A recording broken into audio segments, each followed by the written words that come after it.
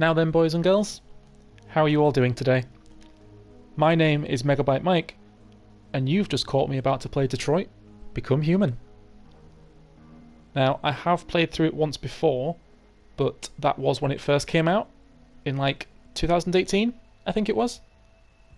Although saying that, I think it's probably just as relevant today as it was when it first released. Maybe even more so. I mean, I won't go into spoilers or anything, but Detroit has a very powerful story, and if you haven't experienced it before yourself, I would say that it's a visual novel very similar to the Telltale games, like The Walking Dead, The Wolf Among Us, things like that, but a lot more complex. It's split into 3 separate stories that run parallel to each other and sometimes even overlap. And the best thing about Detroit for me is the fact that your choices and decisions really do matter. There's so many different outcomes and endings to the game that you could have a different experience each time you play it. And that is a concept that I just find fascinating, and I can't wait to get stuck in. So before we start, I just want to point out that I will be playing on Experienced, which is kinda like this game's hard mode. It just means that I'll have less time to make decisions, and there'll be greater consequences for my actions. Also, I won't be playing this in any way specifically. I'll just be going through the game how I feel is right, making decisions based on my own personal thoughts and feelings. So, sorry in advance if I make decisions that you maybe wouldn't, or if things get a bit controversial, but at the same time, I think that's half the fun. So, with all of that out the way, let's dive right into Detroit: Become Human.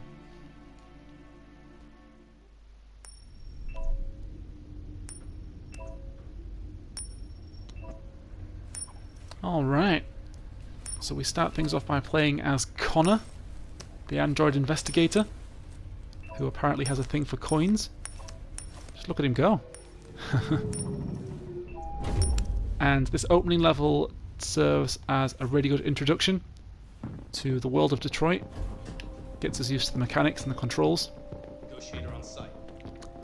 And straight away, right from the get-go, we have a little dilemma down here. This little guy. Should I save him? Or just leave him be? Now, I would feel like an absolute monster if I just left him there, so I'm going to save him. As far as I'm aware, it has no impact on the story whatsoever. But at least I can feel good about myself. Please, please, you gotta save my little girl. Wait. You're sending an android? All right, ma'am. We need to go. You can't do that. Why aren't you sending a real person? Hey lady, I'm just here to help. I haven't done anything wrong. Jeez. Anyway, if you press and hold R2, it does stop time and highlights any objectives and points of interest, which is extremely handy, especially in situations when time is of the essence, and it allows you to sort of plan your actions before you do them, giving you a better sense of what you want to do next. And I want to talk to this guy. Captain Allen, my name is Connor. I'm the android sent by CyberLife. It's firing at everything that moves. It already shot down 2 of my men. We could easily get it, but they're on the edge of the balcony. If it falls, she falls. Okay, well, have you tried turning it off? Have you tried its deactivation codes? The first thing we tried. Of course. Now, what about a reason why it would do it? Maybe emotional shock? Has it experienced an emotional shock recently? Listen. Saving that kid is Okay, I think I struck a nerve with that so one. either you deal with this fucking android now, or I'll take care of it. And I've got a 48% chance of success, which is not great. So we'll have to try and increase those odds. Have a look round, see what we can find. So we've got the empty gun case, so we know that the android in question is probably armed.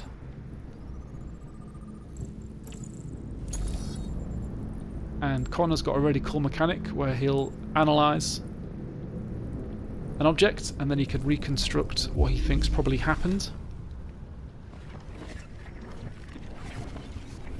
Which is really handy. So yeah, Deviant took the father's gun, so we know the Deviant is armed and dangerous. So we want to be a little bit careful when we approach it. Right, so it's the search the hostages room, which I think is this room over here. That bastard's gonna jump.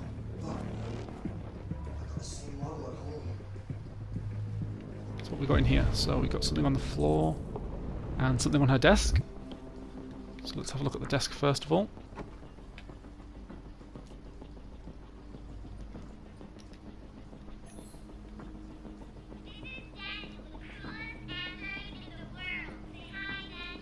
Huh, cute. And we now know through that the Deviant is called Daniel, which I'm assuming we can use when we're trying to talk him down. Oh, what was on the floor? Come on, Connor. This way.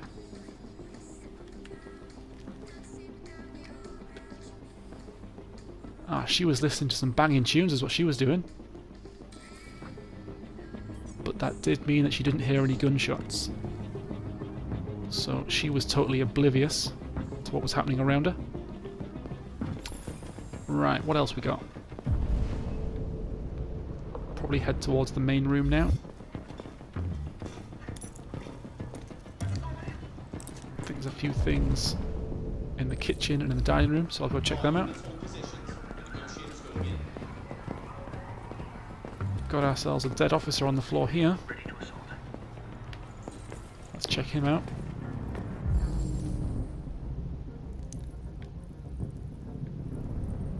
What do we have? Yep, there's one.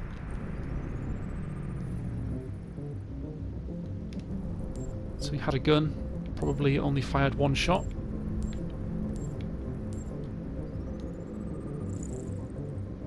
He was shot in the heart. Brutal. Deceased. Well done, Connor. Very good detective work there. Let's have a look. So, something there. The hostage witnessed the shooting. Okay. And the cop shot the Deviant. So we know the Deviant is injured. Probably desperate. And I've located the police officer's weapon. Okay. I won't take the weapon with me, because you can actually choose to pick it up. But I won't take it, because I don't want to antagonize him further.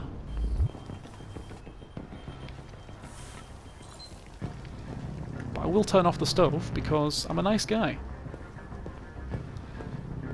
What's this? On the TV? One family member and a police officer. If confirmed, Okay, that's just a news report of what's happening at the minute. I don't think that's going to help us at all. What's this? Okay, shit, so I took a bit too long there, so someone's just been shot. And then that magazine, they are scattered throughout the whole game. They serve as sort of collectibles, so I'm not really going to worry too much about those. What are we waiting for? We should take down this asshole. Bit of patience, lads, I'm on it, come on. Fresh blue blood, so when an android is wounded, they bleed, but they bleed blue. Probably so you can differentiate between androids and real people.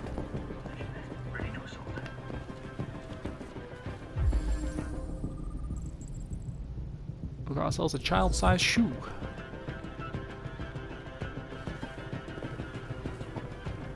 Okay, so, well, I think I'm ready.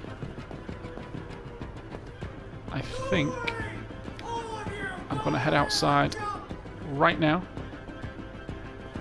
And I want to go confront Daniel. Try and calm him down. Try and save the girl. Thanks for that, mate. Don't come any closer or I'll Dick just shot me. Oh man. I do not like heights, so that did not look good for me. Hi, Daniel. My name is Connor. How do you know my name? I know a lot of things about you. I've come to get you out of this. Okay, so I'm slowly approaching. No sudden movements.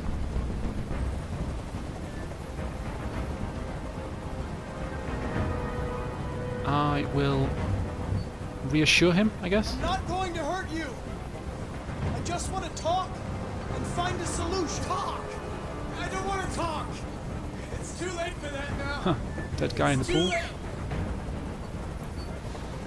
I'll ask him about himself and Emma, because they're quite close. I know you and Emma were very close. You think she betrayed you, but she's done nothing wrong. She lied to me. I thought she loved me. I'm sure she But does. I was wrong. She's just like all the other humans. Daniel, no! Mate, she's terrified. Look at her.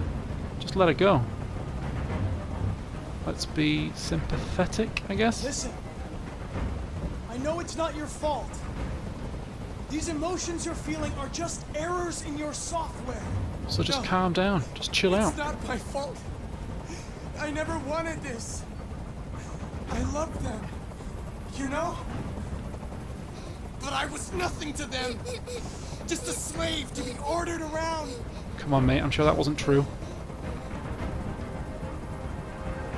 I'll see how the little girl's doing, I guess. Are you okay, Emma? Please help me! Oh yeah, Connor, she's looking great. I don't want to die! Nobody's going to die. What kind of Stay question is calm. that? Everything's going to be fine. I can't stand that noise anymore. Tell that helicopter to get out of here. Yep, sure, that's fine. Whatever you want, mate, yeah? The situation is under control. Let's just relax. Let's just stay calm. There. I did what you wanted. We can sort this out. You can trust me? You have to trust me, Daniel. Let the hostage go, and I promise you, everything will be fine. I want everyone to leave. And I want a car. When I'm outside the city, I'll let her go. Yeah, that's not going to happen, that, is it? That's out of the question. You're a machine you have to obey. Now put the gun down and let the hostage go. I've spent my life taking orders. I think I messed up there a little bit. Now it's my turn to decide. Shit.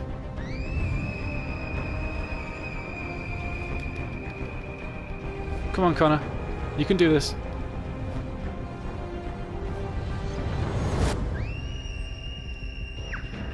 Alright, well, we saved the little girl. Connor and the other android fallen off the building in the process.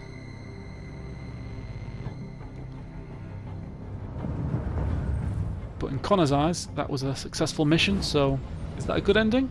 A good outcome? Or a bad one? At this early point in the game, it's hard to tell, really.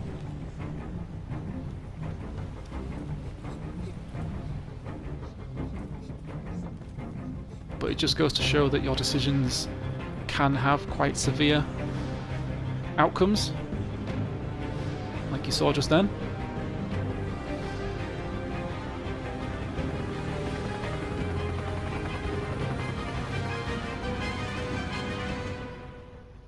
Alright.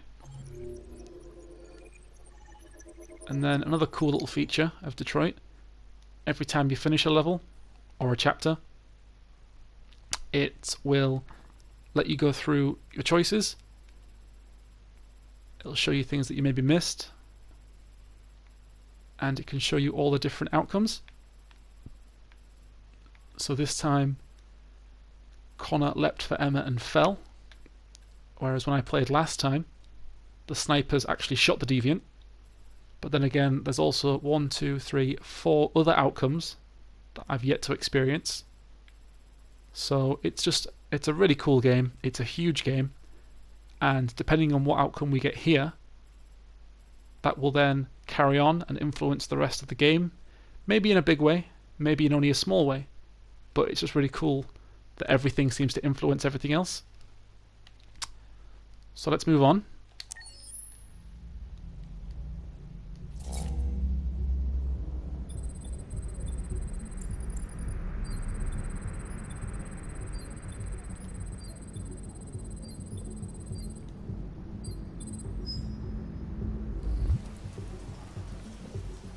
This is the top-of-the-range household assistant. It cooks 10,000 different dishes. Come on, Zoe, let's go. 200 languages and dialects. And handles the kids' home care, elementary school. So I can't really do very much at the minute. All I can do is look around the slave shop, Very basic. How much did you say? where all the latest models of Android A special promotion on this are on entire offer. range. Hello. And it comes with a 2-year warranty for parts and the work around the house. It must be expensive. Painting, plumbing, gardening, repairs. At night, Can I see any prices anywhere? surveillance mode contacts emergency service. If you'll just follow me, we'll process the order. No. Oh, there's one. A pre-owned model for £3,000. Yeah, right back here. For £3,000, you can have your own assistant, your own robot slave. It was a bit difficult getting it back and working. Actually, is that a good deal? It was £3,000. really messed up. What'd you It's say? a lot of money, but I suppose it'd be worth it. The car hit it. Stupid accident. Think of it as an investment, I guess. See. Anyway, it's as good as new now, except that we had to reset it. Meaning we had to wipe You its look a bit memory. dodgy. I hope you don't mind. It'll be fine. Okay. Did you give it a name? My daughter did. AX400. Register your name. Kara. My name is Kara. Hello, Kara. She is the second main protagonist of this game. And I love this opening sequence. I remember when I first played it, I was a bit unsure with certain bits, if it was computer graphics or if it was real life, because I thought it looked so good. I mean, look at it, it is just beautiful. That is stunning. Combined with the music in the background as well, I think this is just a beautiful opening sequence. And it gives us a good glimpse into the everyday lives of the people living in Detroit in, was it 2038, I think it was? So 18 years, boys and girls, and we'll be here. We'll be right here.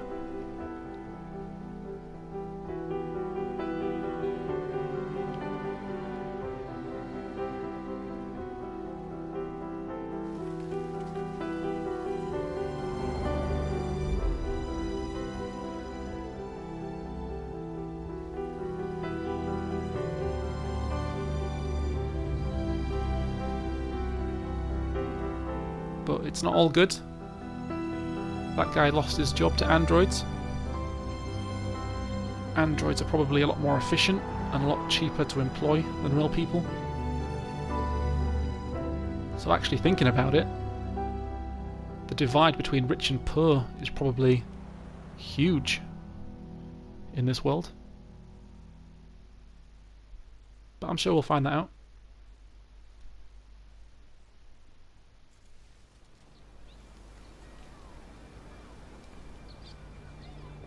And this is our man Marcus, the third protagonist of the game. And we're going to play as Marcus throughout this next chapter, but I think I'll continue with that next time. I mean, we've finished the opening level and have been introduced to the world of Detroit. So thank you very much for watching. I hope you enjoyed this first part as much as I enjoyed making it. I mean, I personally can't wait to see how this story unfolds, and I'm really excited to be sharing the experience with you guys. So if you liked what you saw, please leave a like, and if you really liked what you saw, then feel free to subscribe and ring the bell to be notified when new videos come out. I also have a Facebook page now as well, which I will flash somewhere on the screen now, where I post video announcements and just generally hang out with you guys, so I'd love to see you there. So yeah, thanks again for watching, guys. Stay awesome. Megabyte out.